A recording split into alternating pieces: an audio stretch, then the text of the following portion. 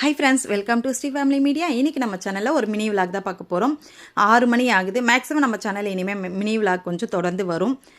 பாப்பா பாத்தீங்கன்னா வந்து என் சவுண்ட் கேட்டு எந்திரிச்சிட்டாங்க. நான் வந்து ஒரு 5:30க்கு எந்திரிச்சேன். இங்க பாத்தீங்கன்னா வழியில இப்படி தான் தூங்குறாங்க தினமும். அம்மா வந்ததுல இருந்தே பாப்பாங்களும் அவங்க கூட தான் தூங்குறாங்க. அதனால பூஜை பண்றதுக்கே முடியறது இல்ல. பட் இருந்தாலும் செவ்வாய்க்கிழமை வெள்ளிக்கிழமை மட்டும் பண்றது.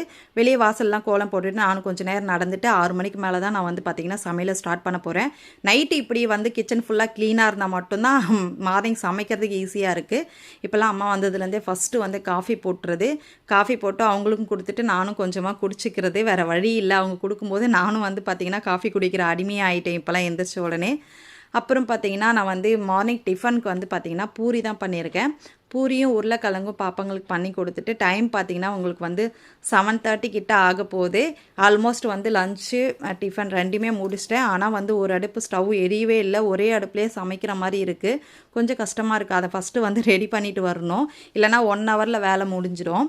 இப்போ பார்த்தீங்கன்னா ஒயிட் ரைஸ் வெண்டைக்காய் வந்து ஜஸ்ட்டு வந்து உப்பு மிளகாத்தூள் மஞ்சத்தூள் இதை மட்டும் போட்டு ஃப்ரை பண்ணுங்கள். அவ்வளோ டேஸ்ட்டாக இருக்கும். பிள்ளைங்களுக்கு ரொம்ப பிடிக்கும். என் பசங்க ரொம்ப நல்லா சாப்பிடுவாங்க.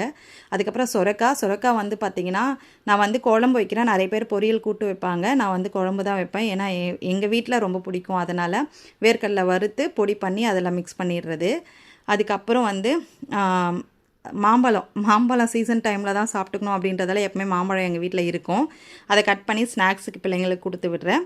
கொடுத்துட்டு நான் பாக்ஸ் எல்லாம் பேக் பண்ணிவிட்டு நான் தான் கொண்டு போய் ஸ்கூலில் விடணும், ட்ராப் பண்ணணும். ஏன்னா அவர் மார்னிங்கே கிளம்பிடுறாரு. அதனால் அவங்க அக்கா ஏதோ சொல்லிட்டாலாமா. அதனால் பார்த்தீங்கன்னா கோவமாக போகிறாங்க.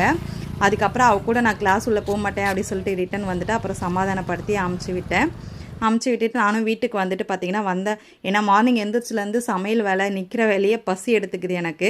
அதனால் வந்து பார்த்திங்கன்னா வந்து வந்த உடனே வந்து சாப்பிட்றது ஃபஸ்ட்டு ஒரு சப்பாத்தி, அது கூட வந்து பச்சடி வெள்ளரிக்காய், அப்புறம் ஆனியன், தயிர், உப்பு, அதுக்கப்புறம் பச்சை மிளகாய் இதெல்லாம் சேர்த்து பச்சடி பண்ணிவிட்டு இது வந்து குழம்புல இருக்கிற காயை மட்டும் எடுத்து வச்சுக்கிறேன் நான்.